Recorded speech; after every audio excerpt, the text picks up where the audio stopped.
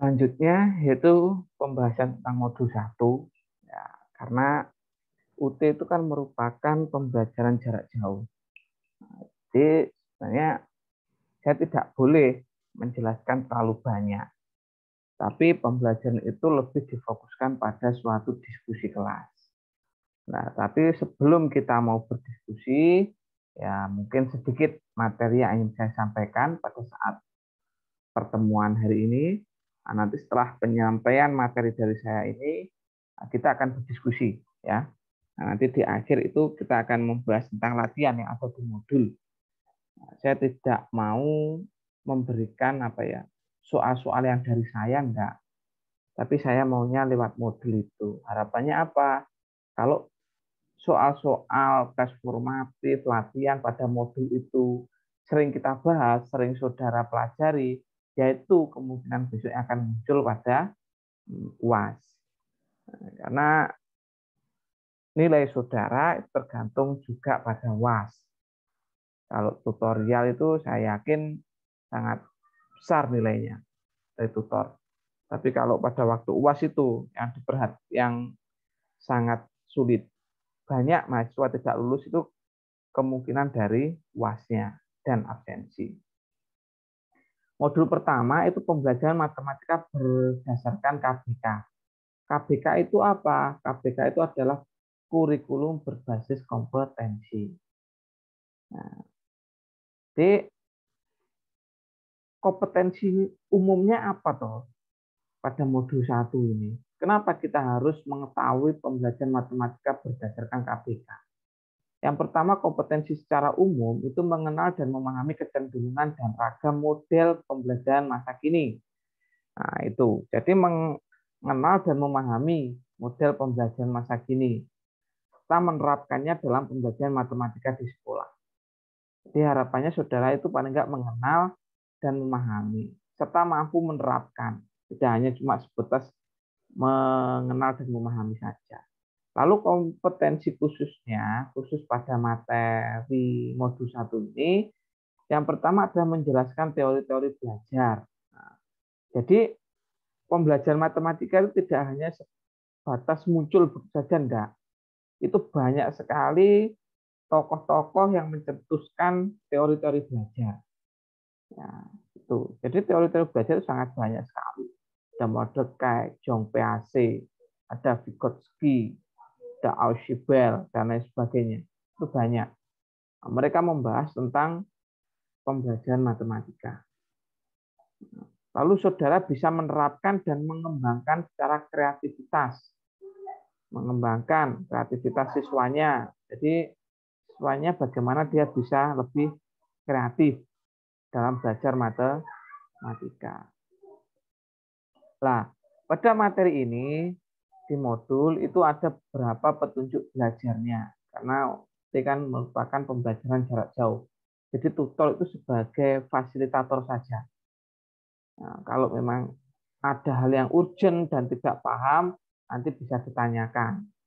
Sehingga pembelajaran itu terfokus, terpusat pada mahasiswa. Yang pertama, bacalah uraian. Jadi semua deskripsi ataupun materi-materi ada di modul itu silahkan dibaca. Pelajari, contoh-contohnya itu dicermati dengan berulang-ulang. Nah ini biasanya sangat membosankan. Jadi saya harapkan saudara tidak bosan. Karena ya memang seperti itu perkuliahannya. Saudara tidak seperti mahasiswa pada universitas lainnya karena jarak jauh. Nah ini, jadi silahkan dibaca uraiannya dan contoh-contoh soal itu sangat penting karena itu juga sebagai indikator penguasaan saudara, pemahaman saudara. Setelah dibaca, setelah contoh-contoh soal dipahami, lalu latihan, kerjakan latihan-latihan yang tersedia. Itu kan ada latihan, ada tes formatif. Latihan itu digunakan untuk apa? Untuk melihat pemahaman saudara. Jadi kalau saudara latihan itu kerjakan dengan baik, nah itu untuk melatih saudara. Nah, kalau sudah mengalami kesulitan, silakan dilihat di rambu-rambunya. Nah, buku modul UT itu sangat baik. Nah, di situ ada latihan, lalu ada rambu-rambunya. Itu bisa sebagai rambu-rambu. Jika masih mengalami kesulitan, nah di sini tugas tutor. Tutor menyampaikan, tutor menjelaskan. Maksudnya itu apa toh? Saya kok tidak paham, Pak. Nah, rambu-rambunya itu. Nah, itu di sini dibahas bersama. Nah, setelah itu, di akhir kerjakan tes formatif secara mandiri. Jadi, seperti itu perkuliahan kita hari ini itu seperti itu. Yang pertama itu saya sampaikan materi ini, nanti setelah itu di akhir kita akan kerjakan latihan, kita akan diskusikan. Dan di akhir nanti saya akan memberikan tugas kepada saudara untuk mengerjakan tes formatif sebagai tugas akhir nanti. Nanti akan saya jelaskan. Jadi sesuai petunjuk ini pembelajaran hari ini.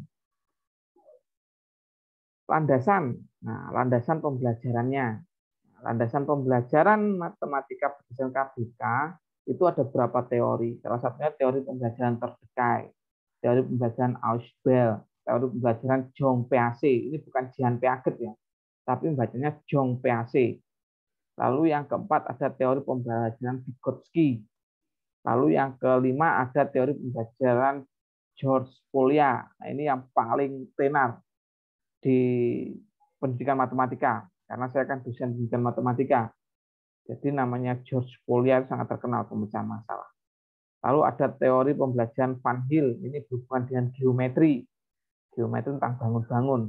Nah, ini banyak diterapkan pada pembelajaran geometri. Lalu RME, Realistic Mathematics Education. Itu RME itu R-nya itu realistik, M itu matematik, E itu education. Jadi pembelajaran matematika realistik, jadi pembelajaran matematika secara nyata. Lalu ada menggunakan peta konsep.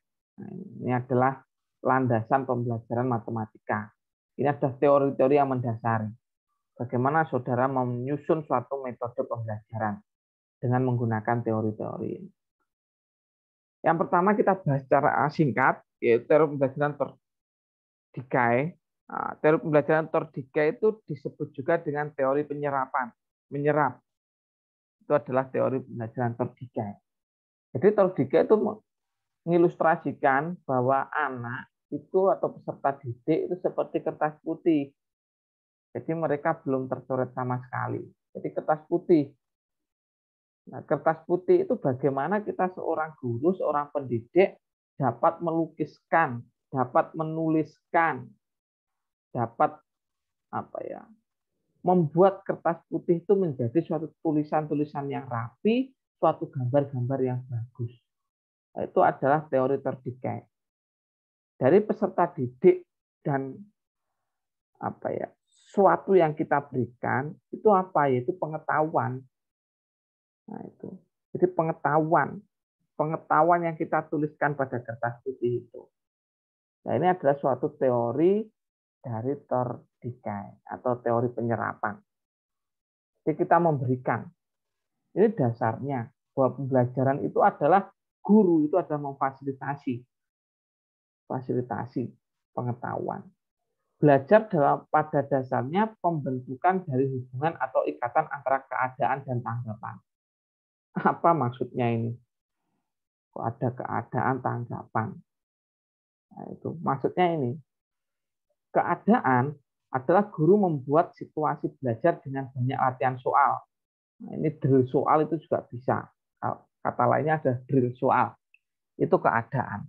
Tanggapannya apa? Tanggapannya bahwa peserta didik terampil menyelesaikan soal tersebut. Nah, jadi teori terdekat itu dasarnya menjadi dasar karena ini ada kalimat apa? Antara keadaan dan tanggapan. Makanya pembelajaran matematika, kalau saudara perhatikan atau pengalaman saudara, guru-guru itu pasti seperti itu. Dia menjelaskan materi, diberikan soal, setelah diberikan, dikerjakan oleh guru, diberikan contoh pengerjaannya, setelah itu siswa suruh mengerjakan. Selesai, mengerjakan lagi. Nah, itu dengan harapan apa? Bahwa peserta didik terampil menyelesaikan soal.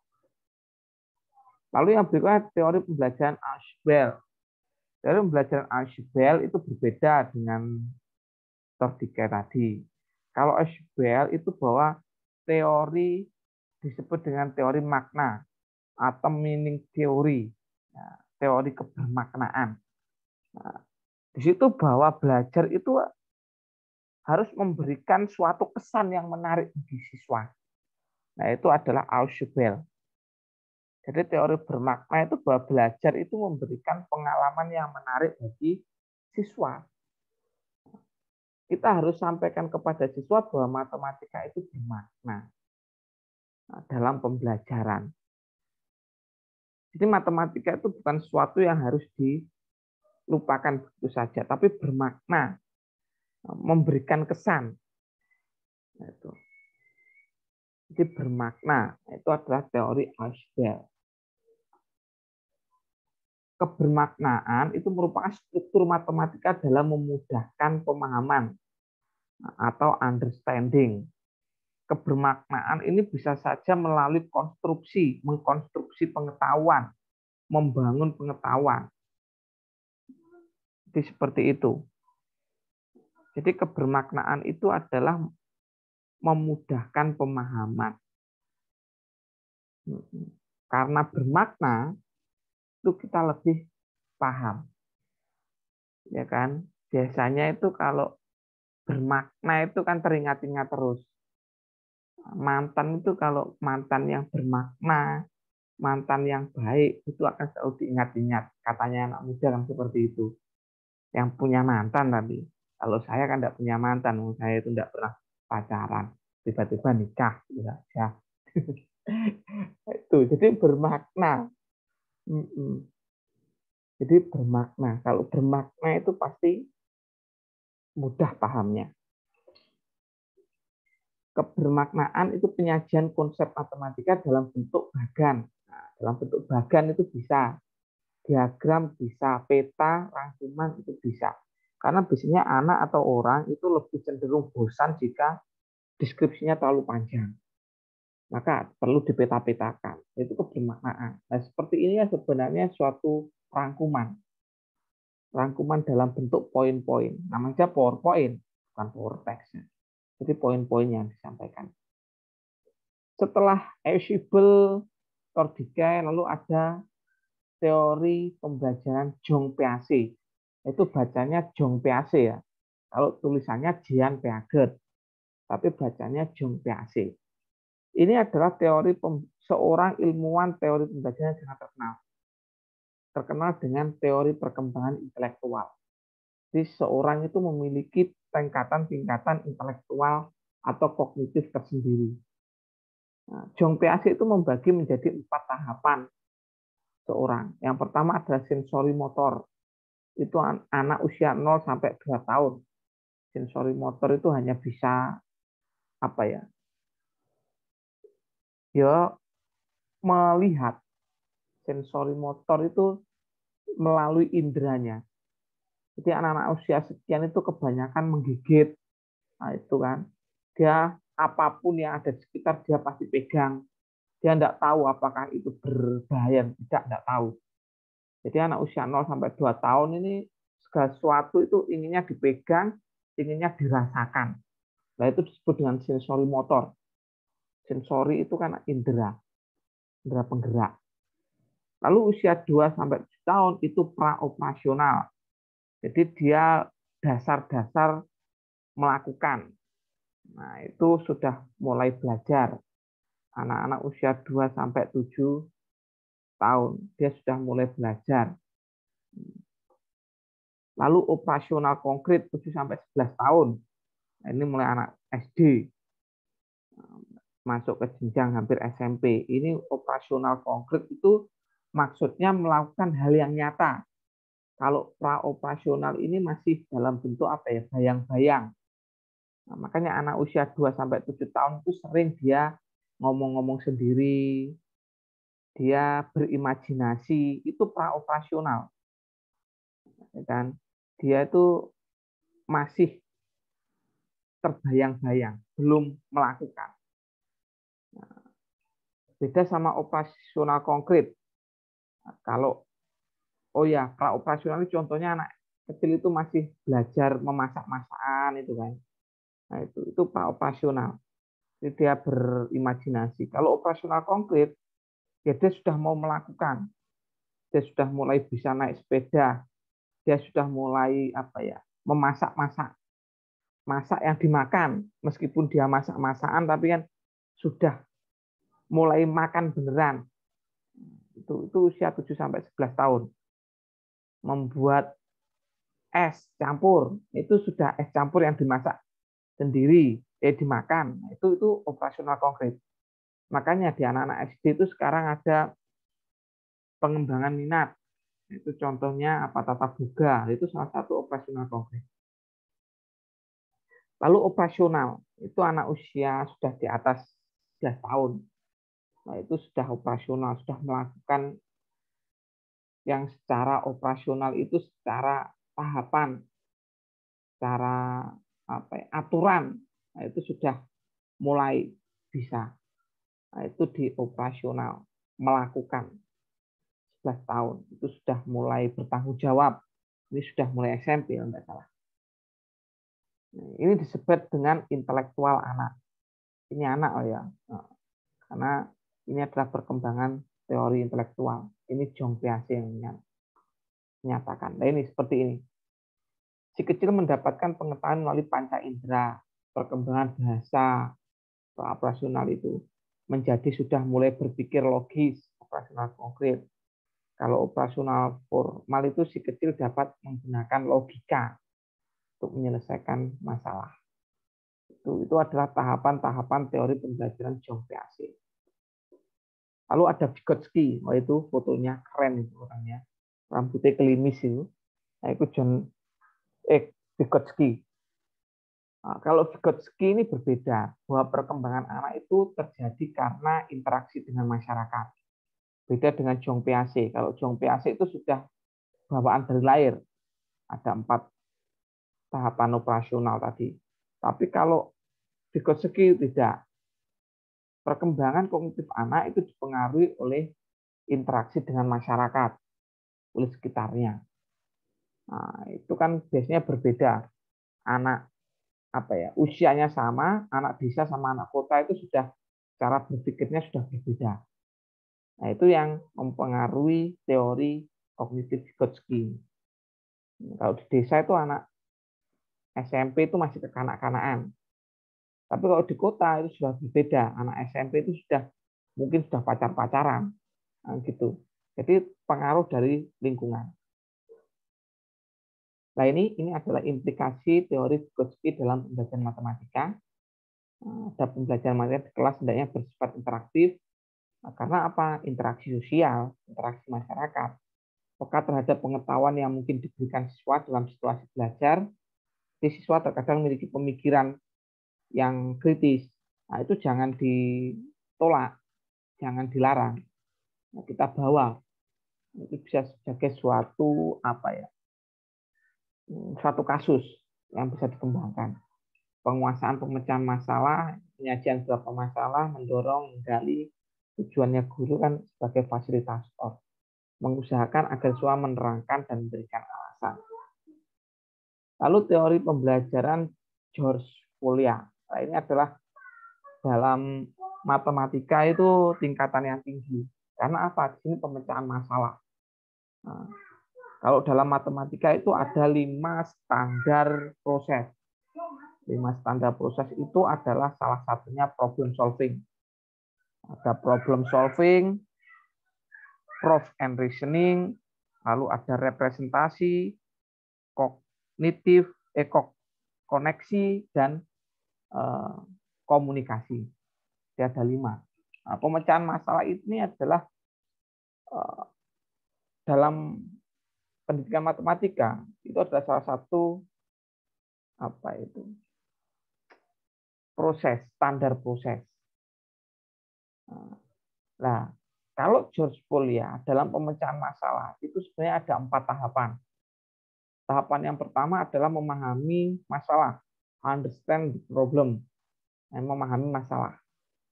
Jadi masalahnya dipahami dulu, soalnya dipahami dulu. Yang kedua, devise plan, membuat rencana. Setelah masalah dipahami, lalu dibuat suatu rencana. Lalu carry out the plan, atau menjalankan rencana. Setelah punya rencana, baru dijalankan rencananya.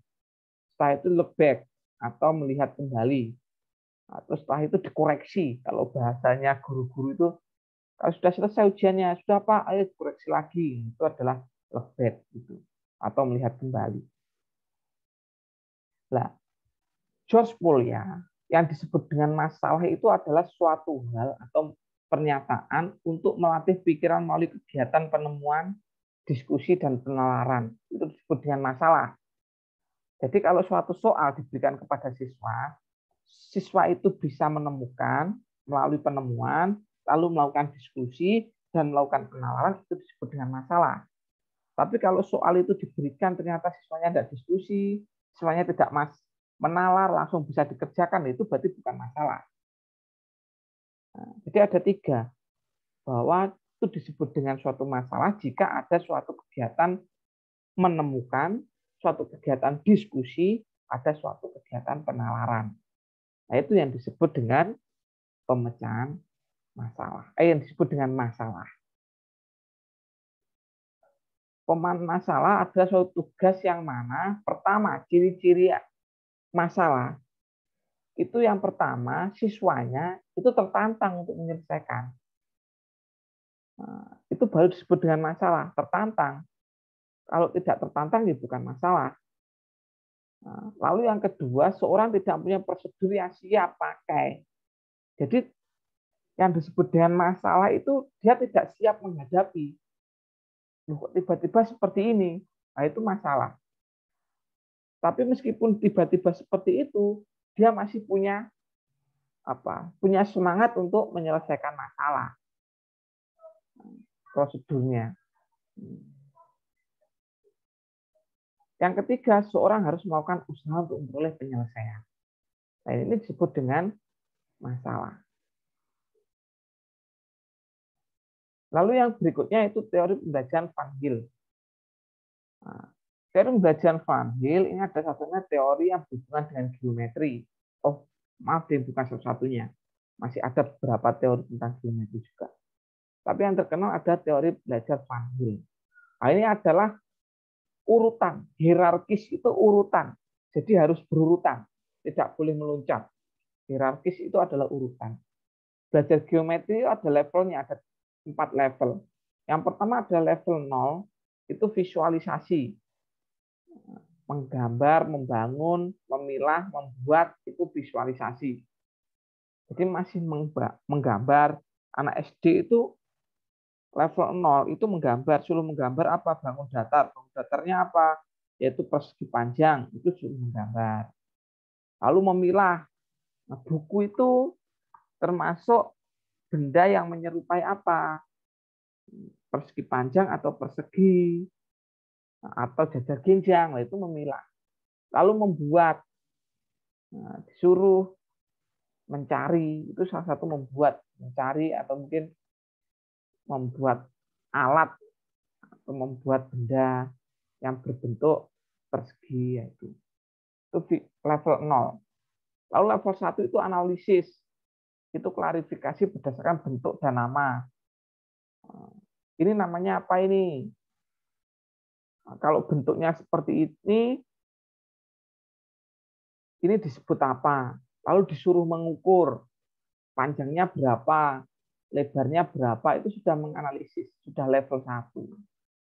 Mencari luasnya, mencari volume, itu sudah masih level 1. Nah, lalu ada level 2, itu deduksi informasi. Nah, ini sudah mulai SMA, itu pembuktian. Contohnya apa? Pembuktian teorema Pythagoras, segitiga. Itu kenapa kok setengah kali alas kali tinggi. Nah, itu dibuktikan. Kenapa luas persegi panjang itu panjang kali lebar itu kenapa? Nah, itu dibuktikan. Lalu kenapa kok teorema Pythagoras itu adalah jumlah jumlah panjang kuadrat sisi yang berpotongan siku-siku itu sama dengan panjang kuadrat dari sisi miringnya. Nah, itu kan teorema Pythagoras. Kenapa? Itu dibuktikan. Itu deduksi informasi. Lalu yang level 3 itu deduksi, mengkaitkan antara sistem aksiomatik dan kemampuan matematis. Oh, ini sudah berhubungan dengan aksiomatik. Aksiomatik itu apa? Contohnya dua buah garis yang sejajar. Nah, itu adalah dua buah garis jika diambil dua buah garis yang berpotongan, memotong dua garis itu dan panjangnya sama, nah, maka dua garis itu disebut dengan sejajar. Ini sudah aksioma dalam geometri. Sudah aksioma. Ini sudah tingkatannya universitas. Nah, kita kalau berhubungan ini nanti pembahasannya sangat rumit ini. Aksioma. Aksioma itu adalah suatu pernyataan yang nilai benar tanpa pembuktian dari suatu semesta yang terdefinisi. Itu disebut dengan aksioma. Lalu yang berikutnya ada RME, Realistic Mathematics Education. Itu dikembangkan di Belanda. Ini muncul dari Belanda. Yang mengembangkan adalah Freudenthal dan Travers. Ini pengembangnya, namanya. Nah, dalam matematik realistik itu adalah pembelajaran matematika secara nyata, secara real. Itu ada dua, ada horizontal dan vertikal. Kalau horizontal itu antara matematika dengan keadaan nyata. Itu disebut dengan horizontal atau dengan kehidupan sehari-hari. Contohnya, seorang yang membeli 100.000 barang 100.000, setelah itu dijual dengan harga 100.100, 100.000, 110.000, maaf salah sampean. Beli 100.000 lalu dijual dengan harga 110.000, berapa untungnya? Itu sudah kehidupan nyata, keadaan nyata. Lalu siswanya disuruh mengukur jarak antara kelasnya dengan kantor. Nah, itu pengukuran secara nyata. Siswanya disuruh membuat suatu bangun kubus. Nah, itu suatu bangun kubus lalu diisi dengan pasir. Nah, itu nyata. Itu merupakan suatu volume. Nah, itu nyata, kehidupan nyata. Lalu matematika dengan matematika. Nah, ini disebut dengan vertikal. Vertikal itu matematika dengan matematika. Jadi antara satu konsep dengan konsep lain. Gitu. Ini matematika. Kalau saudara tahu, menentukan rumus segitiga setengah kali alas kali tinggi, itu dasarnya dari luas persegi. Gitu. Jadi luas persegi itu menghasilkan suatu luas segitiga. Nah, makanya ada setengah. Nah, ini vertikal antara segitiga dan persegi. Lalu teorema Pythagoras itu juga sama dengan persegi itu bisa. Nah, itu juga suatu vertikal, hubungan vertikal. Nah, itu. Nah, ini di materi-materi kita tentang dasar-dasar teori yang mendasari pembelajaran matematika pembelajaran matematika berdasarkan KBK, kompetisi kurikulum berbasis kompetensi.